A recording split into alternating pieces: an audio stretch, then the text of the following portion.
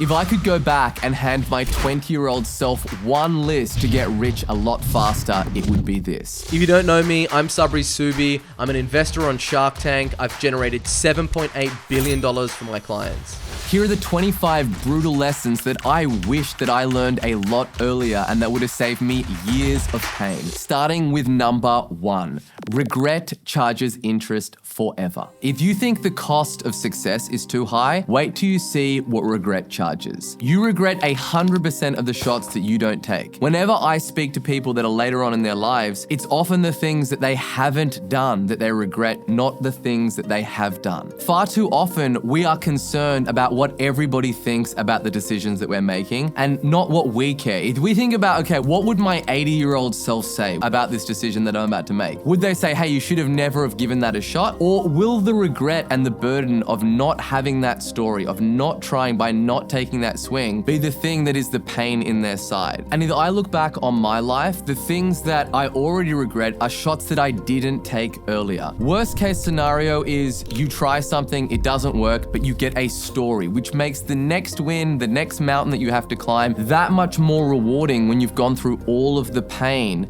in order to get there in the first place. Which brings us to number 2. Luck is the shadow of action. It's movement, not meditation. Early on in my career, I used to look at people and see the success that they were seeing and be like, oh, that person is just lucky. They got into the right business at the right time with the right opportunity, or maybe they came from, a more favorable upbringing. But the reality of it is, if you really look into anybody that's gotten success, their background is just littered with failures. I've never met a successful entrepreneur that doesn't have like 2 or 3 big epic failures before they hit it. And the reality of it is that they have just increased their surface level of luck because they have taken so much action and they've failed at so many things that they have just created their own luck from the level of action that it is that they've taken. Which brings us to number 3. Your body is the first business that you'll ever run. This one took me longer than I would like to admit to realize. But you want to get in the best shape that you possibly can as quick as possible. Once you do,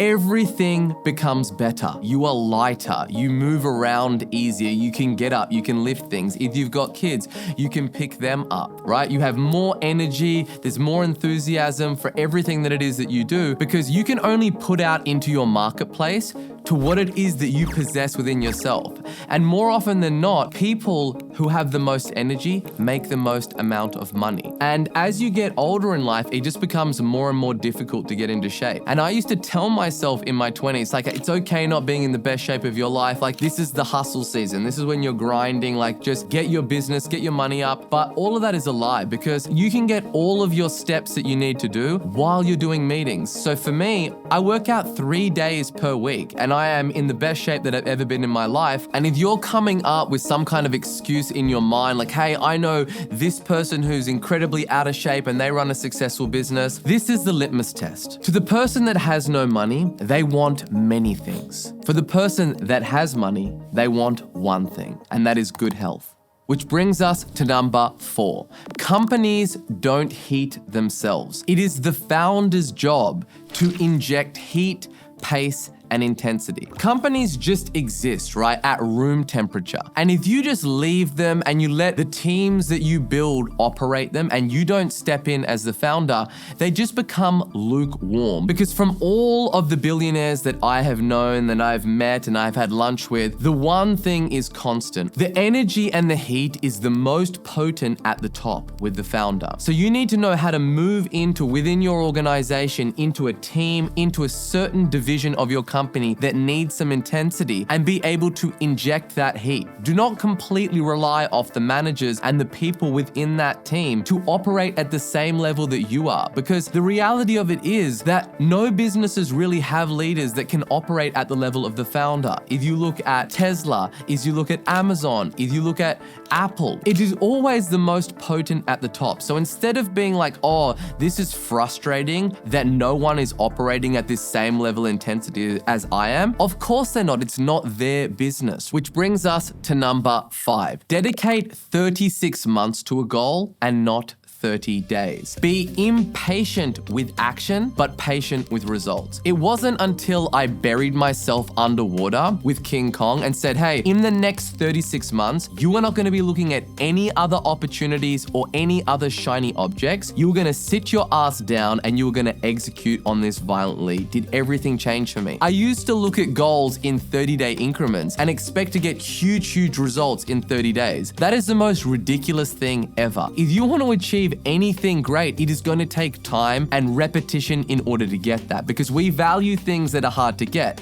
And if it was easy as just setting a goal and getting really great results in 30 days, then we simply wouldn't value it. Simply look at what other levels of action that I took in the last 30 days, and are those levels of action, if I continue to do them, would it be unreasonable for me not to get to the outcome that I want in 36 months' time? Which brings us to number 6. Discipline will take you further than motivation ever can. I used to sit down and try to be motivated, or look at motivational quotes in books or certain icons and try to wait for motivation to be dawned upon me. If you operate a business that way, and if you operate your life that way, then you're always waiting for that motivation to come in order for you to take ridiculous levels of action. Instead, it's all about the discipline and the systems that you build within your life. Because if you don't have always, then you end up with nevers. You need to have these certain disciplines that you do every single day, that you just go out there and you don't even question it. It's this like hygiene standard of certain things that must be done in order for you to get to the outcomes that it is that you want to go. Which brings us to number 7. Speed wins. You want to move quickly and with confidence. When you're running a business, there are so many decisions that it is that you need to make. And most people, they worry about getting everything completely right and correct. And they spend an enormous amount of time trying to get all of the information that it is that they need in order to make the correct decision. When what you realize the longer that you run a business, it doesn't matter how much information that you get. There is always inherent risk in whatever the decision that you're going to make. So instead, what I have found to be far better is once you feel like you have 80% of the information that you need in order to make a decision, you make it and you move on, because the market rewards speed. If you're going to sit down and deliberate on everything and about getting absolutely everything right, some dude out there with an imperfect plan that is being violently executed today is going to kick your ass. Which brings us to number 8.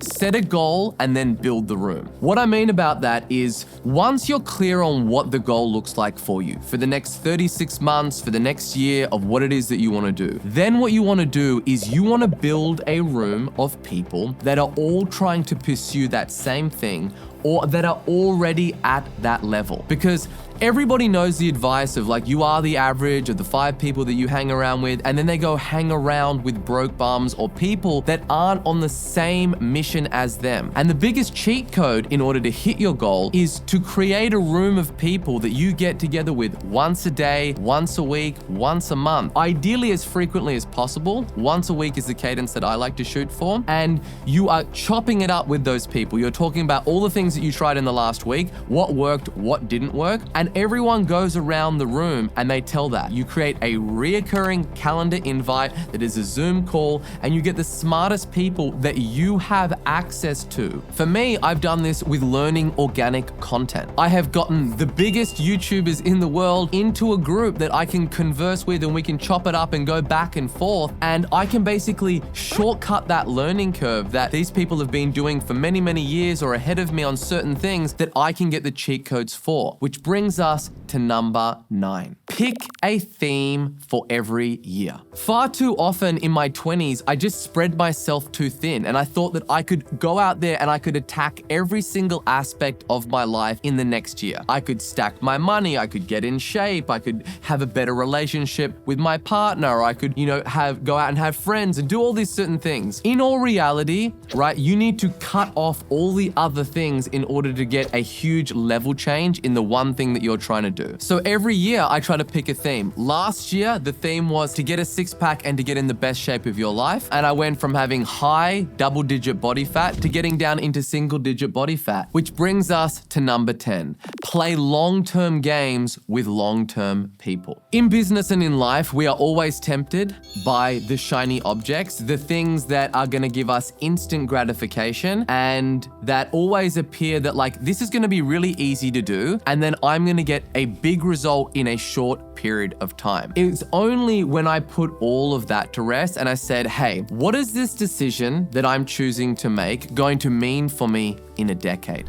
Do I see myself still playing the game in this game that I'm choosing to play in 10 years from time? Are these the people that I would have on my team in 10 years from now? The longer that you can delay that window of when you're gonna see gratification, the bigger the win. Which brings us to number 11. Confidence is magnetic, and it comes from the promises that you keep to yourself. Everyone wants to be around somebody that is confident, right? It attracts other people into your life. The last thing that you want to do is step into a room or be a part of a team that's somebody that is constantly doubting themselves. And this confidence doesn't just come from nowhere. It's you setting down something that you want to achieve or something that it is that you want to do or something that is hard to do, but you know that will be rewarding in the long term. And then when you wake up and when you don't feel like doing it or you don't feel like getting after it, you keep on doing. Those small little things, it builds the whole aura of you being able to go and get after those big things because it's that momentum that you stack into your confidence. If you go into anything with the confidence that you have the ability to find a solution to do it, then you will do it and you'll be able to get other people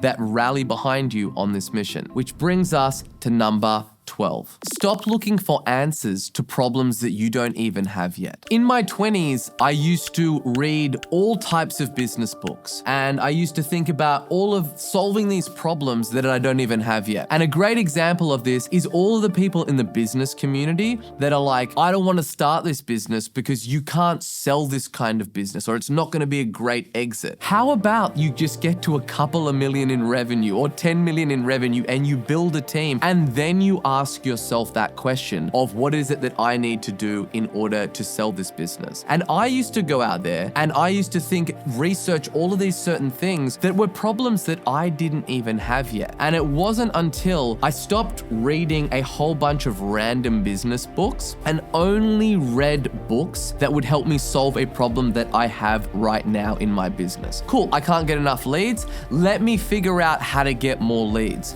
I need to build multiple teams in my business and I don't have the skill set to do that. Let me learn about leadership, which brings us to number 13. The places that you know the least make you grow the most. As they say, new levels have new devils. If you're trying to go out and achieve something that it is that you've never achieved before, and it's scary and it's new, that is the thing that's gonna make you grow the most. In business, we typically have a superpower and we have a default to only work on the things that are within our zone of competence. But realistically, it's very rarely that the answer to the next level that you're trying to get to is within your zone of competence. The reason that you are stuck where you are right now is because you're working on these things that you've probably been working on for a long period of time, and you're trying to squeeze an extra 1% out of them or an extra 2%, when realistically, it is a complete other different place that you need to be focusing on. And when you do, and because those areas are the most uncomfortable and you know the least amount about them, they're the areas that you're gonna grow the most. And by default, we don't wanna work on those, right? We don't wanna go down from being an expert at what it is that we do and then drop down a few levels and have to become a novice again. Because that is a humbling thing to do, right? But that's where all the growth occurs. Which brings us to number 14. How you do anything is how you do everything. This is probably the most valuable piece of advice that my mother ever gave me. She sat me down and said, Sabri, whatever it is that you choose to do in life, just do it to the best of your ability. Go all of the way. And it's how the Japanese turn anything into an art form. You watch these people rake a stone garden, they turn it into an art form, whether it's cooking rice or folding bed sheets. You can see that there's just an incredible amount of pride that they do. In business, all of the success comes from the small things. It comes from being timely, showing up, being courteous, and being extremely curious. So in my business, whenever I get together with my team, say I'm getting together with my conversion rate optimization team and we're going over funnels and they're building a landing page for a dog food company, I'd say, you better make sure that that is the best dog food landing page that exists anywhere on planet Earth. So much so that you would be willing to stand on a stage in front of 10,000 of your peers and say, this is the landing page that I built for this dog food company, and be so proud that you know that there is no other page anywhere in the world that even comes close to it. Because if you're not willing to do it on the small things that you're doing right now in your life, then you're never going to be able to do it on the big things. Which brings us to number 15. To know and not to do is not to know. What I mean by that is, we often know what it is that we need to do in our lives, and we've spent an enormous amount of time in researching what to do, and then we simply don't do what it is that we know. So there's no point in knowing at all. When I was, in my 20s, I was always trying to accumulate certain different levels of knowledge and skills that it is that I didn't have, instead of just looking at the skills that I do have and applying them 100% to my business. And now, whenever I go down the road of acquiring a new skill, I first ask myself, am I doing the things that I already know? And is this just mental masturbation in going out there and further researching these things, rather than just doing what it is that I know right now? Which brings us to number 16. Focus is more about what you say no to than what it is you say yes to. And I learned this one from Steve Jobs, personally, when I sat down with him. I used to think in my 20s that I needed to figure out some new productivity method, the Pomodoro technique, and get timers and do this certain time management system, right? And I used to think that I would get more productive by adding things in and get more focus by all the things that I wanted to work on. When realistically, you get focus through subtraction and just removing everything. Removing all the decisions about what color clothes and t-shirts that it is that I need to wear, what time that I'd be working out, when I would be working out, what I would be eating every day. Which brings us to number 17. Momentum is fuel. When the wind is on your back, that is a sign that you should row harder. Because once you lose momentum in business, on a sales team, in anything, it's very, very hard to get it back. And when you do have it, you can make more progress than you've made in the last 12 months, in the last month. What I have learned is whenever things get easy, or whenever you feel like things are clicking and you've got momentum, that is the time that you need to double down and go even harder. Because if you row harder in those periods, you're just gonna cover so much more ground. And when you lose that momentum, which you inevitably do, then things become tougher. And yes, you need to keep at the same pace, but it's oftentimes you need to find that sixth gear and start cranking in the sixth gear when you already have momentum in that situation. Which brings us to number 18. If it's meant to be, then it's up to me. This is all about taking extreme ownership. In my 20s, I used to think about, hey, if only this happened, if only I was in this different situation, then things would be a lot easier. And I was looking at things outside myself and blaming them rather than just taking 100% full accountability of every single situation and telling myself all the time, if it's meant to be, then it's up to me. No one's coming to save you, bro. There is no other outside forces. You simply need to figure a way out. Which brings us to number 19. Be the person who lifts the energy in the room. It costs absolutely nothing, but it pays the most. I learned this from my good friend, Robert Herjavec. I don't think that I have ever met somebody that has more energy and that is more positive to this guy. And whenever you're in a room, you either subtract to the energy or you add to it. There is no maintaining the status quo. It's like I tell people that join my company. When you join this company, you're gonna either enrich the culture or you are going to take away from it. You can't come here and just maintain the status quo. That's not the way that it works. And it's the same thing with energy in the room. And it's the same thing when you go home. When you run your business, you're going into war every single day. There's fires, there's people quitting, there's problems, there's lawsuits, there's all of these things that go on with running a business. And then when you go home to your family, most people's family, they get the scraps of who you are. They get you once all the energy's expended, you've gone through all the problem solving all day. But what instead you want to do is, just before you go into your house every night, you want to stop in your car or out in front of the door, take a couple of breaths, and think about these people likely haven't seen you all day. Yes, you've had a lot of things go on in that day for yourself, but you want to step in that room. Those first 2 minutes of you coming in the house, it sets the energy of the rest of the evening or the rest of the time that you're going to be spending with your family. Before you step into any room, just ask yourself the simple question of,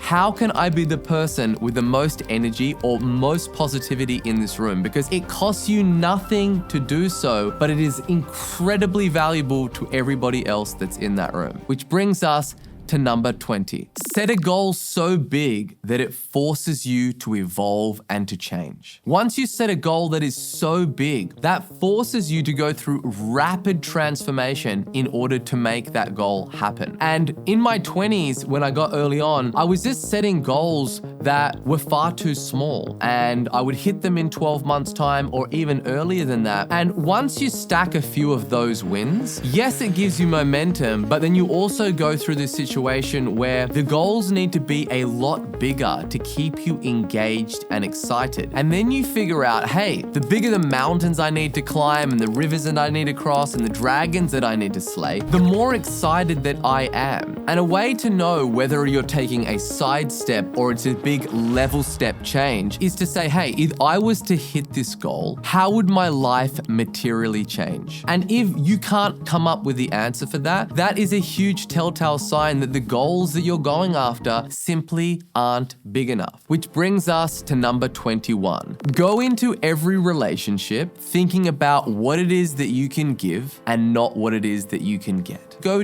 in through every situation and think about, what can I give to this person? How can I better help them? What is it that I possess within myself, either my skills, my knowledge, or my network, that I could help this person get more of what it is that they want? And it's about showing up to serve, right? And helping as many people as you possibly can, or helping one person the best that you possibly can. Instead, most people, they go out there, they network with people, or they'll meet a friend of a friend, and they're always thinking like, what can I extract out of this situation? Which brings us to number 22.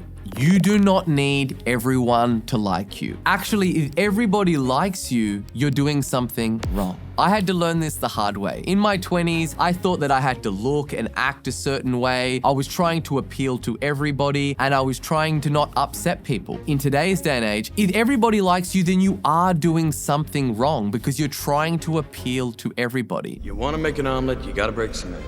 Instead, be confident in who you are, right? And what your superpowers are and the things that you're standing for. And put a line in the sand. And in fact, throw stones at people on the other side of that line. Be unapologetically you and just live whatever your truth is, because you are going to resonate with so much more people as being authentic and real. And that's how you're going to get your content shared online. That's how people are going to be talking about you, because you're going to be resonating, but not being like this mush vanilla that is trying to play it safe in all the things that you're doing. Which brings us to number 23. Losers react and leaders anticipate. The more that I have been able to think about what does the future hold and what are the upstream problems that I see that are coming, and how do I anticipate them and build teams and systems to solve any of those downstream problems that are going to be coming, the more success that I have seen. Where in my 20s, I was reacting to a lot of things that were happening to me or certain problems that were arising. And then you'd find yourself being frustrated that you're even in this situation to begin with. When in reality, I just didn't have the foresight to be thinking and anticipating in advance of these things becoming inevitably a problem, right? If you're going to be spending more money on advertising, you're going to be getting more leads.